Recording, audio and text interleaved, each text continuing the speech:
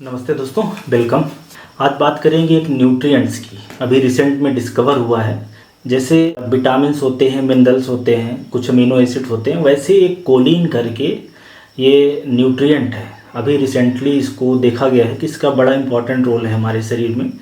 आप लोगों ने कभी ना कभी हो सकता है इसकी टैबलेट या सिरप कैप्सूल के रूप में खाया हो, तो इसी के बारे में हम लोग बात करेंगे कि ये कितना ज़रूरी है हमारे शरीर के लिए, इसकी कमी से क्या परेशानी हो सकती है, कितना लेना है, ये सारी चीज़ें हम लोग देखने वाले हैं इस कोलिन न्यूट्रिएंट के बारे में।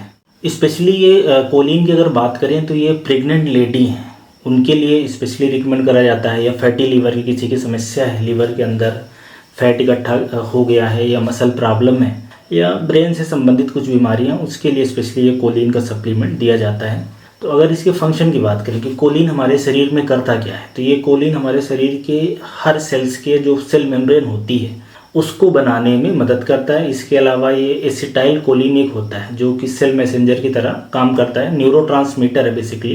तो उसको बनाने में कोलिन का रोल होता है। फैट के ट्रांसपोर्ट में, मेटाबॉलिज्म, बेसिकली ये लीवर से कोलेस्ट्रॉल को हटाता है, इसलिए फैटी लीवर में देने से जो फैटी लीवर की समस्या है वो रिड्यूस होती है। इसके अलावा कोलिन डीएनए सिंथेसिस में यूज होता है, और ब्रेन या नर्वस सिस्टम को हेल्दी रखने के लिए, मेमोरी या मूड चेंज या इंटेलिजेंस, इन सब को भी कोलिन प्रभावित करता है। तो ये सब इसका हमारे शरीर में फंक्शन है कोलिन न्यूट्रिएंट का। ये एक चीज़ समझें, ये ना तो विटामिन है ना तो मिनरल्स है, लेकिन इसका बिहेवियर कुछ विटामिन बी कॉम्प्लेक्स की तरह होता है, वाटर सॉल्युबल होता है।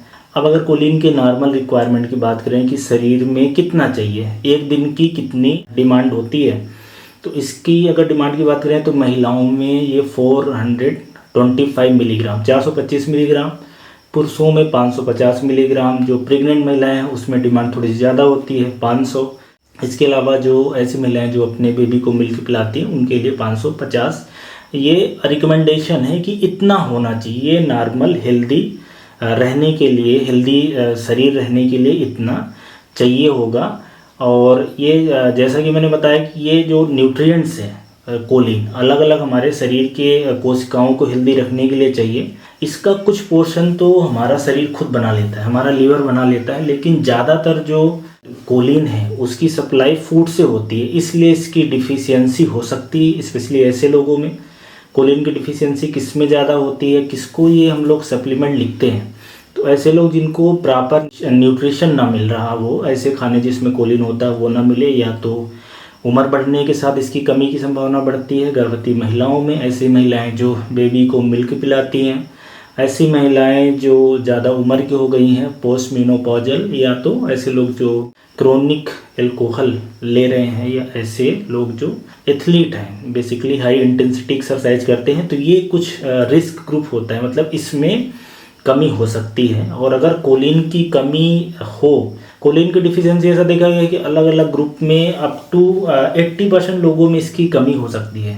पर यह है क्या, ये नया एक न्यूट्रिएंट्स है, तो इस पर अभी स्टडी जारी है, तो उतने अच्छे एक्यूरेट डेटा नहीं है। फिर भी अगर इसकी डिफिशियंसी हो जाए, जैसे कि कोलिन की कमी है, तो क्या समस्याएं हो सकती हैं। तो एक तो है फैटी लीवर, लीवर के अंदर फैट ज़्यादा इकट्ठा होगा, उसमें सूजन हो सकती है। दूसरा, होमोसिस्टीन का लेवल बढ़ जाता है। ये होमोसिस्टीन के मेटाबॉलिज्म में ये काम आता है कोलिन, तो उससे हार्ट की समस्या, जैसे कि हार्ट के अंदर जो मायोकार्डियल इन्फेक्शन, मतलब हार्ट के अंदर जो ब्लॉकेज की समस्या है वो हो जाना, हार्ट अटैक होना, और स्ट्रोक, लकवा मारने की समस्या बढ़ जाती है होमोसिस्टीन का लेवल बढ़ने से। और इसके अलावा जो गर्भवती महिलाएं हैं, अगर उसमें शुरुआत में जब गर्भावस्था स्टार्ट होती है उस समय इसकी कमी हो, तो बच्चे के अंदर एक न्यूरल ट्यूब डिफेक्ट करके समस्या है वो हो जाती है।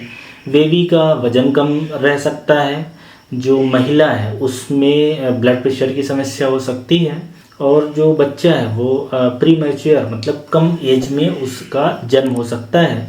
और कोलिन के डिफिशियंसी से मानसिक बीमारियां काफ़ी तरह की हो सकती हैं, जैसे कि डिमेंशिया है, याददाश्त कम हो जाना, या अल्जाइमर डिजीज होती है, स्ट्रोक हो जाना, मेमोरी लॉस होना, या मूड डिसऑर्डर हो जाना। इसके अलावा कुछ कैंसर के इंसिडेंस बढ़ जाते हैं, स्पेशली ब्रेस्ट कैंसर के, और मसल डैमेज, ये सारी समस्याएं होती हैं अगर कोलिन की कमी हो जाए। अब बात करते हैं कि कौन से ऐसे खाने हैं जिसमें कोलिन होता है, अच्छी क्वांटिटी में होता है, जो हमें खाना चाहिए। तो जो नॉन वेजिटेरियन लोग हैं उनमें तो इसकी कमी नहीं होने वाली है, क्योंकि उसमें काफ़ी अच्छी मात्रा में मिलता है। पर जो वेजिटेरियन लोग हैं उनके लिए कोलिन का सबसे अच्छा जो सोर्स है वो है दूध। इसके अलावा दही, सब्जियों में बात करें तो जो कॉलीफ्लावर है, गोभी है, ब्रोकली है, इसके अलावा बादाम है, बादाम के साथ में दूसरे भी नट्स हैं जैसे कि बादाम हो गया, ऐसे ही काजू पिस्ता में भी ये कोलिन होता है कुछ मात्रा में। पनीर हो गया, इसके अलावा कुछ तरह के मशरूम हैं, इसके अलावा राजमा है, किनोया है, स्वीट पोटैटो है, व्हीट जर्म है। तो ये कुछ खाने हैं जिसके अंदर कोलिन हो सकता है। तो एक तो जैसा दूध और दूध के प्रोडक्ट देख लिया, इसके अलावा नट्स वगैरह हो गए, इसके अलावा सीड है और राजमा वगैरह, किडनी बीन्स है या लाइमा बीन्स है, मशरूम है, इन सब में होता है। तो कहने का मतलब है कि कोलिन आपको तभी मिलेगा जब आप अच्छा साफ़ सुथरा खाना, घर का खाना, काफ़ी वैरायटी आप फूड खाएंगे तो कोलिन की कमी नहीं होगी। और अगर नॉन वेज की बात करें तो इसमें जो एग है, एग के जो येलो वाला पोर्शन होता है उसमें काफ़ी अच्छी मात्रा में होता है, चिकन में होता है, मछली में होता है, सी फूड में होता है। और आर्गन मीट स्पेशली, जैसे कि कोई मटन वगैरह, उसके आर्गन मीट की बात करें तो जैसे कि लीवर हो गया, हार्ट और किडनी, ये आर्गन मीट होता है, इसके अंदर कोलिन काफ़ी अच्छी मात्रा में होता है। तो नॉन वेज में काफ़ी अच्छी मात्रा में होता है और वेजिटेरियन खाने में भी मैंने बता दिया कि इन सब में कोलिन होता है। इसलिए ऐसे लोग जो कोलिन की डिफिशियंसी का रिस्क है, ये इस तरह के खाने खा सकते हैं। अब जो सप्लीमेंट की बात करें, ये वीडियो बनाने का सिर्फ मेरा मकसद ये है कि आपको अगर कोलिन सप्लीमेंट लिखा गया है, चाहे टैबलेट हो या कैप्सूल हो या सिरप के रूप में, तो क्यों लिखी जाती है, उसके पीछे का मकसद रहता है वो आप समझें।